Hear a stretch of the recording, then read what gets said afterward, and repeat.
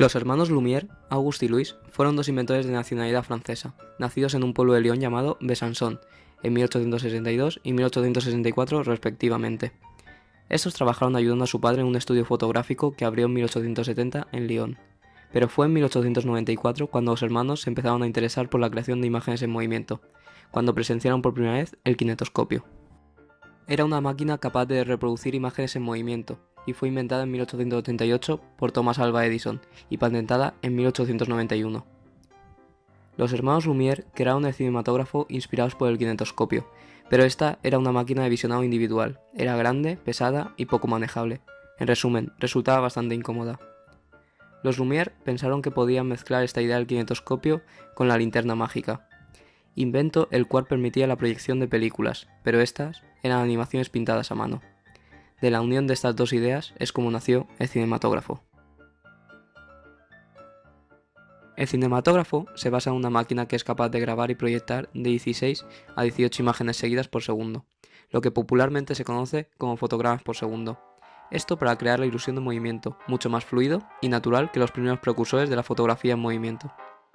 Tras varias pruebas, finalmente se patentó en el año 1895, y el 28 de diciembre de ese mismo año se realizó la primera proyección en público, creándose así la precursora a lo que años después se llamaría sala de cine. Esta proyección se realizó en un café de París y se mostró el fragmento titulado como La llegada del tren a la estación de la Ciotat.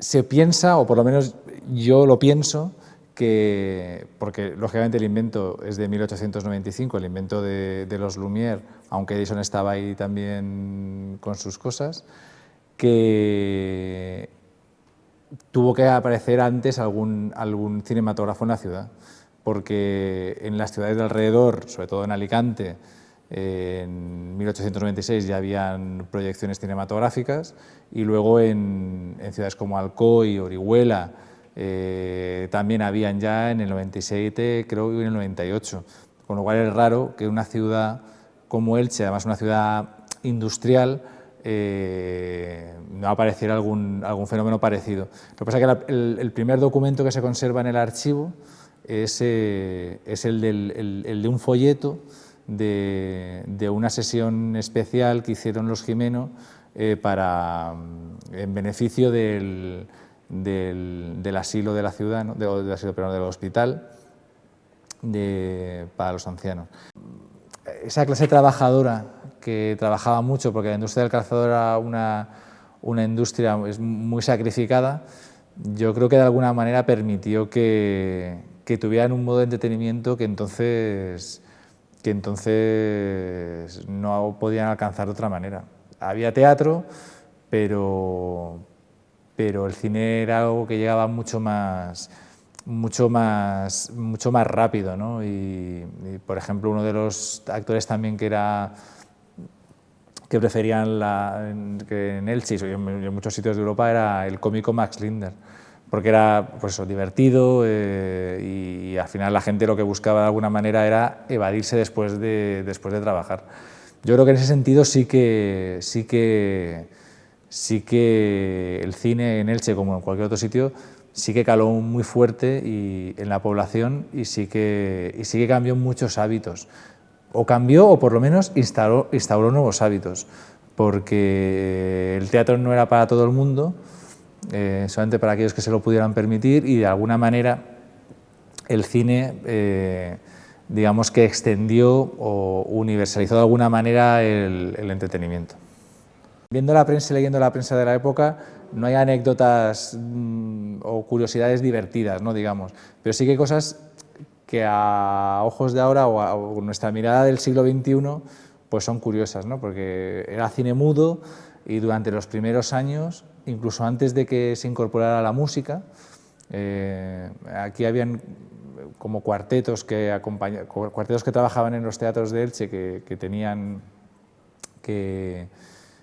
trabajaban fijos en el teatro y que cuando había una película pues tocaban, ¿no? Pues antes de eso había un explicador, ¿no? y que incluso se hicieron concursos de explicadores para ver quién de alguna manera, con unas imágenes, tenía más facilidad de oratoria y le permitía al público entender lo que estaban pasando en las imágenes. Una vez ya que la música se incorpora de manera mucho más, con más profusión, pues ya la figura del explicador desaparece, ¿no? Yo creo que primero aquí sería el Teatro Llorente y luego ya sería cuando empiezan a venir las barracas y los pabellones. Luego, en 1906 se inaugura el Teatro Circo, además justo donde estamos ahora. Había un circo, aquí justo a las espaldas había un convento, se desamortizó, se derrumbó y en el solar, pues bueno, se colocaban circos. El circo entonces era un entretenimiento y estaba además el circo ecuestre y vinculado también a esos espectáculos de magia, etcétera, que tenía mucho atractivo y a la gente de Elche, a la gente trabajadora le gustaba mucho, y entonces decidieron construir un teatro circo. Y en el teatro circo uno de los espectáculos cada vez que tenían más demanda era el cine.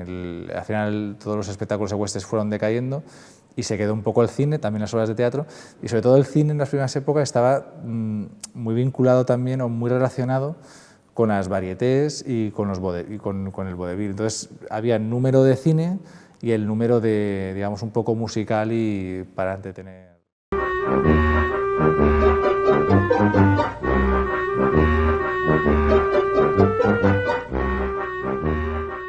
Efectivamente, Alicante fue una de estas primeras ciudades en las que llegó el invento de los Lumière. Apenas iniciado el año 1896, el cine entra en España y la primera sesión de cinematógrafo, puesto que había otros dispositivos ya conocidos, se realiza en Madrid, coincidiendo con las fiestas de San Isidro, en mayo de 1896, luego aparece datado en Barcelona y Zaragoza y finalmente en agosto de 1896 en la ciudad de Alicante. Esta exhibición de cinematógrafo en agosto de 1896 hay que entenderla como quizás una manera de presentar un nuevo dispositivo que se podría incluir en la oferta del ocio de la ciudad y posiblemente fueran empresarios teatrales los destinatarios de esa exhibición. Parece ser que, hubo un silencio después de esta exhibición y no hubo mayor interés acerca de este cine propuesto por los Lumière. El 21 de noviembre de 1896 se produce la primera exhibición en el Teatro Principal de Alicante de una sesión de cinematógrafo Lumière. Y ese día presentó una serie de programas de películas, todas ellas de factura Lumière, reconocible por los títulos. Obviamente, al ser presentado a la sociedad en una función pública, sí que despertó admiración, sí que despertó un gran interés en la población alicantina. Barracones que se montan y se desmontan, el material que se emplea es madera, tela para la pantalla, y los van ubicando en diferentes partes de la ciudad. Y en el caso de Alicante, en un primer momento, ese lugar principal va a ser la Plaza del Teatro, es decir, justo enfrente del Teatro Principal, donde se van a instalar pabellones como el cinematógrafo Lumière, el pabellón de visiones artísticas, etcétera, entre otros, que ofertan una serie de proyecciones de películas de ese carácter documental que tenían los Lumière, algunas de carácter ficticio, y en el que acudía la población de todos los estratos sociales de Alicante. Curiosamente, estos primeros salones o estos primeros locales de exhibición tenían una diferenciación por clases, existía la entrada de preferencia, en la que había unos sillones autónomos, unos sillones individuales, en los que el espectador podía disfrutar de la película, y una zona de general, en la que lo que existían eran bancos corridos en los que iba la población con menor poder adquisitivo. No obstante, el precio de una entrada de cine era bastante económico y no suponía un gran gasto para la economía familiar.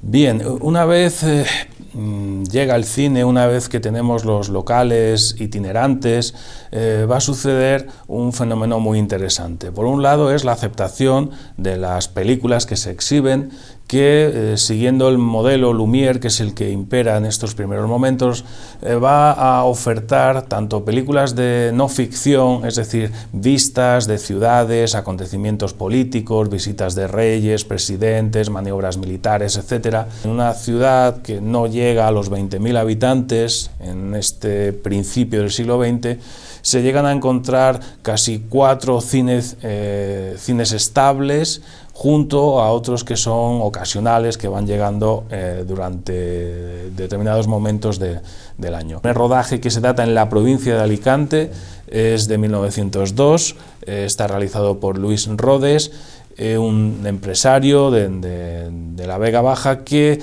realiza una serie de filmaciones sobre las salinas de Torreviejas y que son exhibidas en el Salón Novedades. Quizás este fue el punto de inicio para una posterior industria del cine en Alicante, el ver que la ciudad daba juego para, y la provincia desde luego, para grabar imágenes y luego reproducirlas en una pantalla.